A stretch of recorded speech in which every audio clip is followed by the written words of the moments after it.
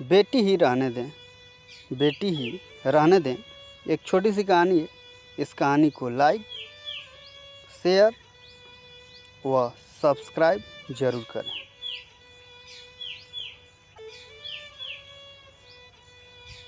एक बेटी का रिश्ता पिता के लिए बहुत ही खास होता है। पिता अपनी बेटी की हर ख्वाहिश पूरी करते हैं, उसे किसी चीज़ की कमी महसूस नहीं होने देते हैं। मिस्टर ब्रिजेश जी पिछले 5 सालों से अपने बड़े से मकान में अपनी बेटी के साथ हंसी खुशी रह रहे थे। उनकी उम्र अब 60 को पार कर चुकी थी और बेटी सुनैना अब 27 की होने को थी। उम्र को ध्यान में रखते हुए बेटी ने उनका सारा कामकाज अपने कंधों पर ले लिया था। सुनैना अपने हर काम में बहुत अच्छी थी, जितने अच्छे से वो अपने पापा, घर और उनके कारोबार का ध्यान रखती थी, कोई और शायद रख पाता। अगर ब्रिजेश जी को कोई बेटा होता तो वो अभी नहीं। इन बाप बेटी का रिश्ता बहुत ही प्यारा था। बिना पापा के सुनैना को नहीं चलता और बिना सुनैना के उसके बाप का किसी काम में मन नहीं लगता। सुनैना की हरकतें ही कुछ ऐसी थी कि पापा को सुबह जल्दी उठकर ज़बरदस्ती वॉकिंग के लिए भेजना हो या छोटे बच्चों को जैसे दवाइयाँ पिलाते हैं वैसे ही पापा की दवाइयाँ उन्हें खिलानी हो। सुनैना का बर्ताव अपने पापा के साथ बिल्कुल वैसे ही था जैसे किसी माँ का अपने बच्चे के साथ होता है। कभी कभी ऐसा लगता है जैसे ब्रिजेश जी सुनैना के बाप नहीं, उसके बेटे हैं। सुनैना के पापा भी कुछ कम नहीं थे। जब जब सुनैना उन्हें दवाई खाने के लिए देती तो आधी दवाई खाते और आधी छुपा लेते, लेकिन सुनैना के नज़रों से बच नहीं पाते। फिर वह उनके सामने खड़ी होकर सारी दवाई उन्हें ज़बरदस्ती खिलाती। रात को सुनैना के सोने के बाद चुपके से किचन में जाकर फ्रिज से मिठाई चुरा कर खाना। पापा की ऐसी शरारतें भी सुनैना पकड़ लेती थी। पकड़े जाने पर पापा पानी पीने का बहाना करते, लेकिन सुनैना उनको समझाती कि मिठाई आपके लिए हानिकारक है।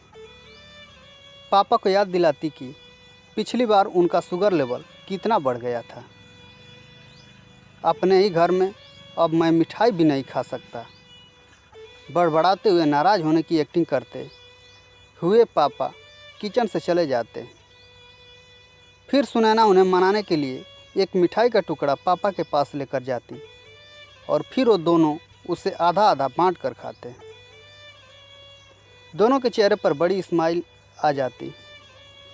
बस ऐसे ही दोनों की ज़िंदगी हंसी खुशी कट रही थी।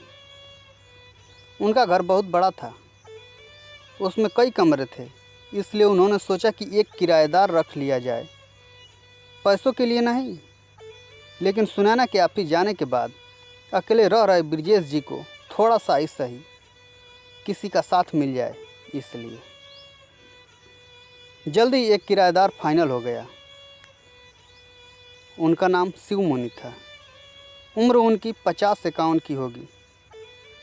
एग्रीमेंट पेपर बनाने के दौरान पहली बार वह ब्रिजेश जी और सुनैना से मिले। उन्हें दोनों से मिलकर काफ़ी अच्छा लगा और अब शिव मुनि अपनी बीवी के साथ ब्रिजेश जी के घर पर किराएदार के तौर पर रहने लगे।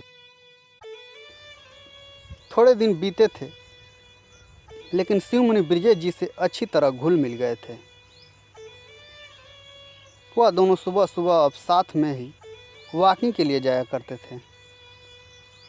कभी वह शिव मुनि के साथ तो कभी शिव मुनि और उनकी बीवी सुनैना और ब्रिजेश जी के साथ डिनर किया करते। एक सुबह जॉगिंग के दौरान शिव मुनि ने कहा कि आप और सुनैना अकेले ही रहते हैं, आपको तो काफ़ी कुछ मैनेज करना पड़ता होगा। आप कैसे सब इतने अच्छे से संभाल लेते हैं? अजी मैनेज क्या करना है, मेरी होशियार बेटी के लिए यह कुछ भी नहीं है। सुनैना सब इतने अच्छे से संभाल लेती है कि मुझे किसी बात की कोई चिंता ही नहीं है। बिरजे जी ने मुस्कुराते हुए कहे, हाँ वह तो ठीक है, लेकिन जब सुनैना ससुराल चली जाएगी तब आपके लिए यह सब मैनेज करना बड़ा मुश्किल हो जाएगा। आपका कोई बेटा भी तो नहीं है और आप अकेले ही इतने बड़े घर में रहते हैं। शिव मुनि ने अपना विचार बताते हुए कहा। बिरजे जी के चेहरे के हाव भाव बदल गए।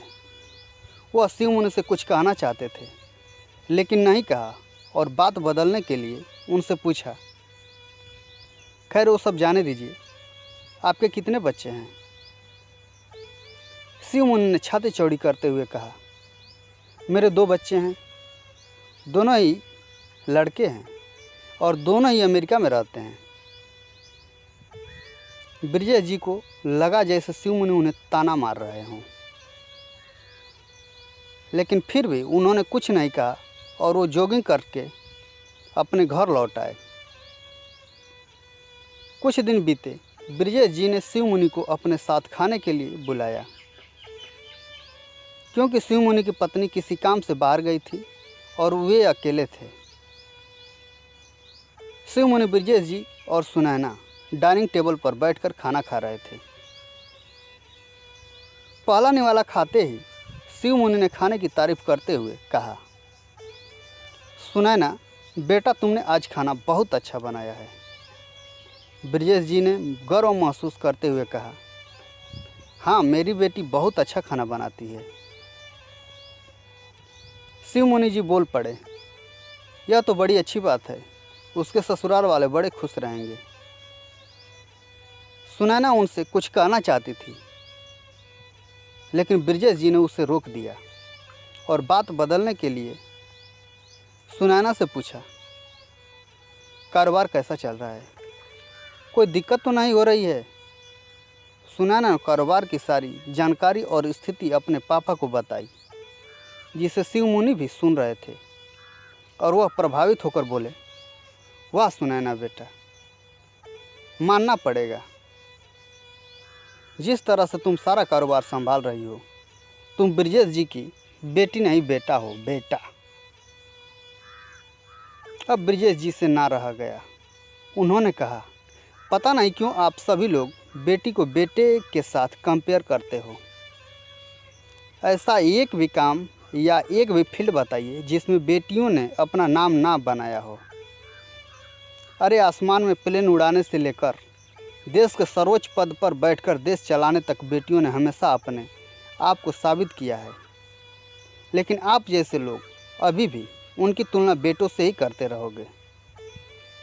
होते होंगे बेटे सबके लिए ज़्यादा इम्पोर्टेंट, मेरे लिए तो मेरी बेटी सबसे बढ़कर है और मैं यह फ़ख्र से कह सकता हूँ, जो मेरी इस बेटी ने मेरे लिए किया है, जितना प्यार मुझे दिया है, उतना दुनिया का कोई भी बेटा नहीं दे सकता। चलिए मैं आपसे ही पूछता हूँ, आपके 2 बेटे हैं ना, बताइए वो साल में आपसे कितनी बार मिलने आते हैं? शिव मुनि जी, दुनिया बदल चुकी है, अब आप भी बदल जाइए। बेटी को बेटी ही रहने दीजिए, उसे बेटा बनाने की कोशिश मत कीजिए। कहानी से सीख,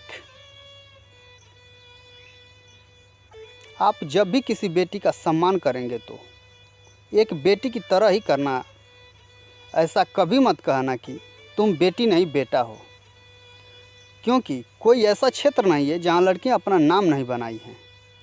आप अपनी सोच बदलें और बेटी पर भी गर्व करें। हो सके तो नीचे दिए गए प्रश्नों के उत्तर कमेंट बॉक्स में कमेंट कर जरूर बताएं। प्रश्न नंबर 1, सुनैना कौन थी? प्रश्न नंबर 2, शिव मुनि के लड़के कहाँ रहते थे? इस प्रकार की कहानियों के लिए हमारे चैनल को लाइक, सब्सक्राइब और शेयर जरूर करें। आपने अपना बहुमूल्य समय दिया, इसके लिए दिल की अनंत गहराइयों से आपका धन्यवाद।